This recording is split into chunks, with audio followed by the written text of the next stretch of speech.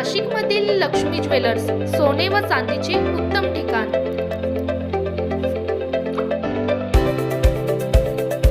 ताज्या बातम्या बघण्यासाठी स्टार लोकशक्ती न्यूज चॅनलला सबस्क्राइब करा आणि बेल आयकॉनला प्रेस करा।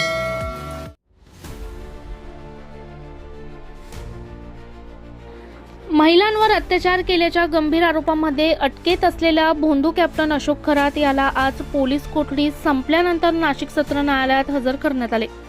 यावेळी न्यायालयाने सखोल सुनावणी करत खरातला आणखी 5 दिवसांची म्हणजेच 29 मार्च पर्यंत पोलीस कोठडी सुनावली। न्यायालयात झालेल्या सुनावणी दरम्यान सरकारी पक्षाने जोरदार युक्तिवाद करत तपासासाठी अधिक वेळ देण्याची मागणी केली। खरात विरुद्ध अनेक ठोस पुरावे असल्याचा दावा करत नव्या पीडित महिला पुढे येत असल्याचे सांगण्यात आले।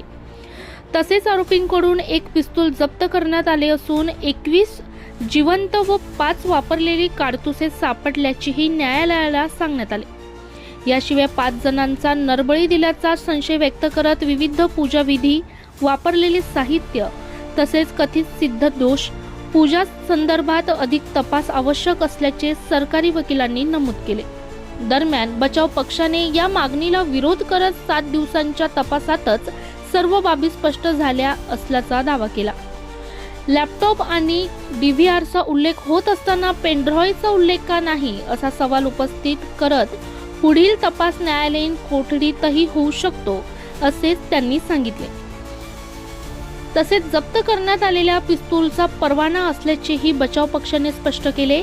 सुनावणी दरम्यान न्यायालयाने आरोपी अशोक खरात याला काही सांगायचे आहे का असे विचारले असता त्याने साप, वाघ या संदर्भात कोणतीही माहिती नसल्याचे सांगितले।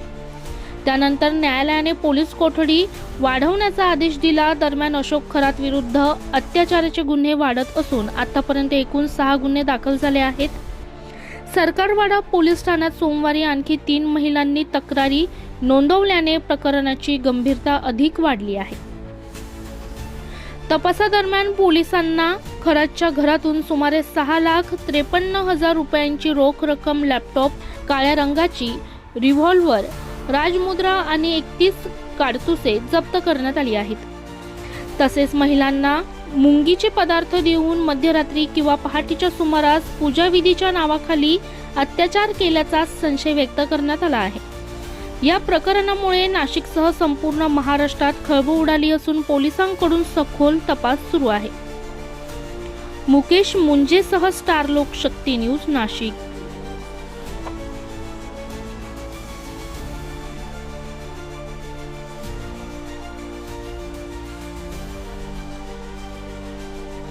गावाने बदलली परंतु विचार मात्र तेच घुसटलेले आपण परत। आणि हे सरकार मला एक विशेष वाटतंय, ज्योतिषशास्त्राला त्यांनी पदवी दिली आता कायदेशीर। अरे तुम्ही जर अशा अंधश्रद्धेला जर पदवी देत असाल तर मग आता या अंधश्रद्धेवर आळा घालायचा कोणी? हा भोंदू बाबा कशात नाही तयार झाला? ज्यावेळेस जो पुढारी त्याच्या दर्शनाला गेला त्याच्या जवळ त्याने पाहिलं, ज्याने त्याला गळ्यात ताईत म्हणून बांधलं, ज्याचा पाय धरले, ज्याच्यावर आरती ओवाळली, हा प्रत्येक जण दोषी आहे। जेव्हा एखादा भोंदू बाबा देवाधर्माची आस्था दाखवून बलात्कार करतो, अत्याचार करतो, त्यावेळेस त्याला वाढवणारे, त्याला मोठं करणारे प्रत्येक जण गुन्हेगार असतो, प्रत्येक जण दोषी असतो। आणि अशा प्रत्येकाला इथं शिक्षा झाली पाहिजे, तरच हे असे बाबा बुवांना पोसायचं काम बंद होईल। निषेध वाटतो ह्या पूर्व महाराष्ट्रामध्ये हे चाललंय, 21व्या शतकात हे चाललंय। संत तुकाराम महाराज म्हणता, कोणी म्हणती आम्ही जाणती भविष्य, तुकाराम महाराज म्हणतात तुका म्हणे कोची मूर्ख जाणावा। अशा मूर्ख लोकांना आपण मोठं करतो, बुवा बाबांना। आणि या माध्यमातून एक महिलांना माझी विनंती आहे, अरे तुम्ही बाजारामध्ये गेल्यावर भाजीची, मेथी, कोथिंबीरची जुडी काडी पाहून तपासून घेणाऱ्या या नीच नराधम बुवा बाबांची जराही लायकी तपासून घेत नाही। अरे बघा ना, कोणाच्या पायावर आपण डोकं ठेवतोय, त्याची लायकी काय? त्या भडव्याला त्याचं तरी भविष्य कळालं का? सांगा ना मला। अरे त्याला माहित होतं का त्याच्यावर गुन्हा दाखल होईल, तो तुरुंगात जाईल, आता कुत्र्यावानी लोकांचा मार खाईल? कधी वाटलं होतं का त्याला? अरे ज्याला स्वतःचं भविष्य कळत नाही तो आमच्या महाराष्ट्राचं, माझ्या माय मावल्यांचं, बहिणींचं भविष्य सांगायला लागला। आणि अशा भोंदू बाबाला पाठीशी घालणारे पुढारी, अधिकारी या सगळ्यांना आरोपी करा अशी माझी पूर्ण महाराष्ट्राच्या वतीनं मागणी। नाव अजून पसंत विनोद नाटे, भूमिपुत्र फाउंडेशन, महाराष्ट्र राज्य। ओके. महाराष्ट्रातल्या अनेक महिलांची इच्छा आहे की 500हून अधिक महिलांबरोबरचे व्हिडिओ जे आहेत ते समोर आलेले आहेत. 1,500हून महिलांवर जे आहे ते असं लैंगिक शोषण करण्यात आलेलं आहे. त्यामुळं महिलांच्या ताब्यात एक तर घरातला द्या किंवा तिथं जर तुम्ही ताई गेलात किंवा कोणी महिला गेल्या तर त्याच्या 2 कानाखाली वाजवून द्या. आणि म्हणूनच आम्ही कोर्टात आलो. आणि मला वाटतं की पोलिसांनी जे आहे ते त्याला प्रोटेक्शन देण्यापेक्षा आम्हाला जर तिथं पोहोचवलं किंवा आम्हाला सांगितलं तर त्याला एकदा भावना तर कळू दे जनतेच्या बाहेर काय आहेत.